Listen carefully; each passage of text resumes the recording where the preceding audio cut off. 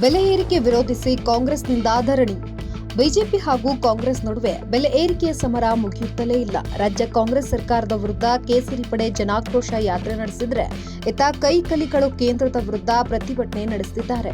ಇಂದು ಬೆಂಗಳೂರಿನ ಫ್ರೀಡಂ ಪಾರ್ಕ್ನಲ್ಲಿ ಕಾಂಗ್ರೆಸ್ ಬೃಹತ್ ಪ್ರತಿಭಟನೆ ನಡೆಸಿದ್ದು, ಕೇಂದ್ರದ ವಿರುದ್ಧ ವಿವಿಧ ಘೋಷಣೆ ಕೂಗಿ ಆಕ್ರೋಶವನ್ನ ಹೊರಹಾಕಲಾಗಿದೆ. ಈ ವೇಳೆ ಪ್ರತಿಭಟನೆಯಲ್ಲಿ ಬಿಜೆಪಿ ವಿರುದ್ಧ ಡಿಕೆ ಶಿವಕುಮಾರ್ ಆಕ್ರೋಶವನ್ನ ಹೊರಹಾಕಿದ್ದಾರೆ. ಆಕ್ರೋಶವನ್ನ ಕಾಂಗ್ರೆಸ್ ಮೇಲೆ ಅಂತೇಳಿ ಕರೆ ಕೊಟ್ಟು ಪ್ರಾರಂಭ ಮಾಡ್ತಾ ಇದ್ದಾರೆ.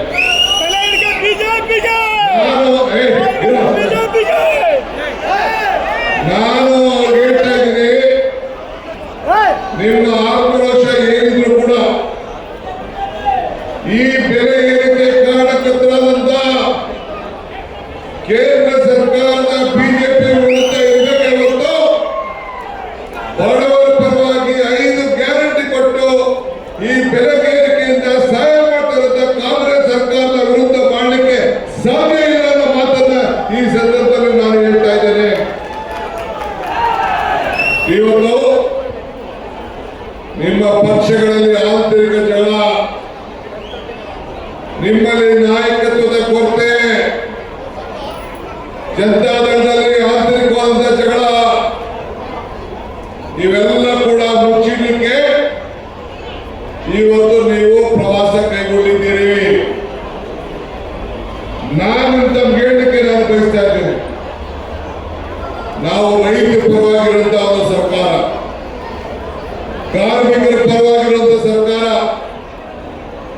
ಎಲ್ಲ ವರ್ಗದ ಜನರ ಪರವಾಗಿರುವಂತಹ ಸರ್ಕಾರ. ಇವತ್ತು ರೈತರಿಗೆ ಹಾಲಿಗೋಸ್ಕರ 4 ರೂಪಾಯಿ ಇವತ್ತು ಫೀಡ್ಸ್ ಬೆಲೆ, ಭೂಸಾ ಬೆಲೆ ಜಾಸ್ತಿ ಇದೆ. ಇವತ್ತು 4 ರೂಪಾಯಿ ರೈತರಿಗೆ ಕೊಡಬೇಕು ಅಂತ ತೀರ್ಮಾನ ಮಾಡಿದ್ರೆ ನೀವು ರೈತರ ವಿರೋಧಿಗಳು ಅಂತ ಹೇಳಿ ಅಣೆಪಟ್ಟೆಲ್ಲ ಕಟ್ಕೊಂಡಿದ್ದೀರಿ. ಇವತ್ತು ಹಾಲಿನ ಬೆಲೆ ಕೇರಳದಲ್ಲಿ 52 ರೂಪಾಯಿ ಇದೆ, ಗುಜರಾತಲ್ಲಿ 53 ರೂಪಾಯಿ ಇದೆ, ದೆಹಲಿಯಲ್ಲಿ 55 ರೂಪಾಯಿ ಇದೆ,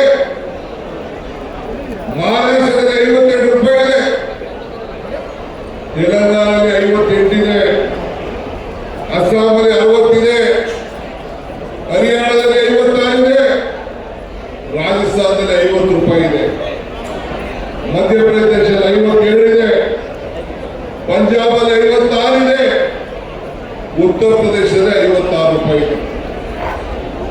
ನಾವು ಎಲ್ಲಕ್ಕಿಂತ ಇನ್ನ 10-12 ರೂಪಾಯಿ ಕಡಿಮೆ ಇದ್ದೀವಿ. ಯಾರಿಗೋಸ್ಕರ?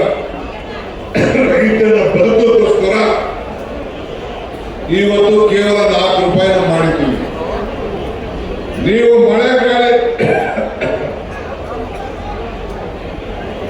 ಮಳೆಗಾಳಿಗೆ ಎದುರುಕೊಂಡು ನೀವು ಜನ ಆಕ್ರೋಶ ಯಾತ್ರೆಯನ್ನ ಕೈ ಬಿಟ್ಟಿದ್ದೀರಿ.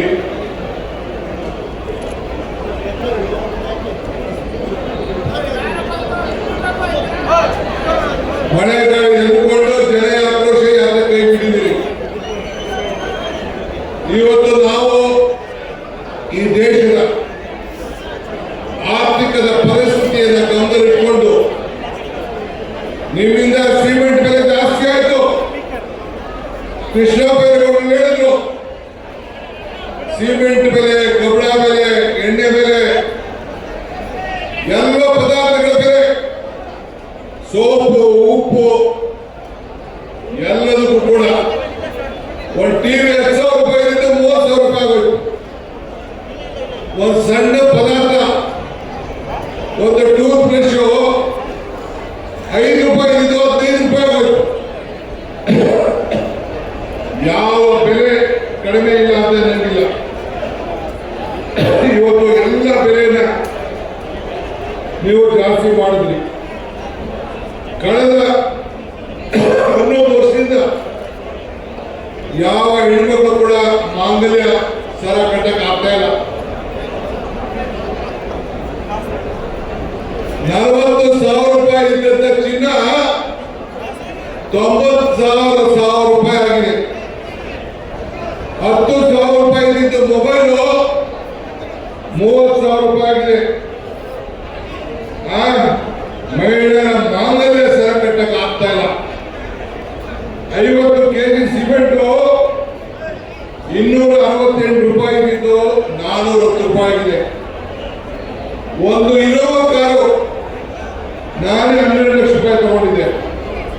ಈಗ 30 ಲಕ್ಷ ರೂಪಾಯಿ ಆಗಿದೆ.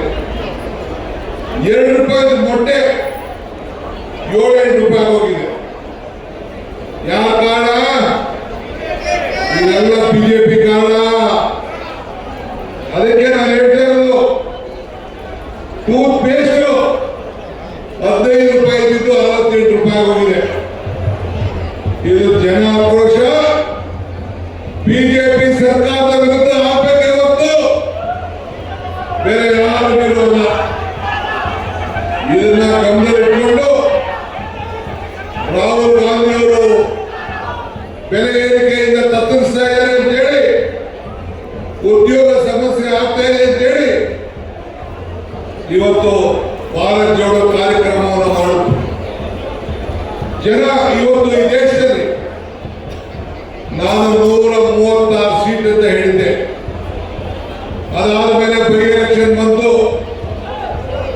ಚನ್ನಪಟ್ಟಣ, ಶಿಗ್ಗಾಂವ್ ಮತ್ತು ನಂದೇ ಸೀಟು ಸಂಡೂರು, ಈ 3 ಸೀಟು. ಯಾಕೆ ನಿಮ್ಮ ಮಾಜಿ ಮುಖ್ಯಮಂತ್ರಿ ಮಕ್ಕಳನ್ನ ಸೋಲಿಸಿದ್ರು ಬಿಜೆಪಿ ನಾಯಕರುಗಳೇ? ಇದಕ್ಕೇನು ಅರ್ಥ? ಕುಮಾರಸ್ವಾಮಿ ಏನು ಅಯ್ಯೋ ಏನು ಟನ್ ಗಟ್ಟಲೆ ಮಾಡಿಕೊಂಡಿರುತ್ತೆ ನನ್ನ ಬಗ್ಗೆ. ಯಾಕೆಂದ್ರೆ ಟನ್ ಗಟ್ಟಲೆ ಇಟ್ಕೊಂಡಿದ್ದೆ. ನಮ್ಮ ಹುಡುಗರುಗಳು ಲಾರಿ ತಗ ಬಂದಿರಲ್ಲ, ದುಡ್ಡು ಕಳಿಸ್ಬೇಕಾಯ್ತು, ಗೌಡರಿಗೆ ಕಳಿಸ್ಬೇಕಾಯ್ತು. ಮಿಸ್ಟರ್ ಕುಮಾರಸ್ವಾಮಿ, ನಿನ್ನ ಕೊಟ್ಟು ಬೆದರಿಕೆಗೆ ಬಿಜೆಪಿ ಕೊಟ್ಟು ಬೆದರಿಕೆ ಎಲ್ಲರೂ ಮಗ ಅಲ್ಲ, ಈ ಡಿ.ಕೆ. ಶಿವಕುಮಾರ್. ನಮ್ಮ ಬದುಕು, ನಮ್ಮ ಕಷ್ಟ, ನಮ್ಮ ಶ್ರಮ ನಾವು ಆಸ್ತಿ ಮಾಡ್ಕೋತೀವಿ, ಏನ್ ಮಾಡ್ಕೋತೀವಿ, ಸರ್ಕಾರ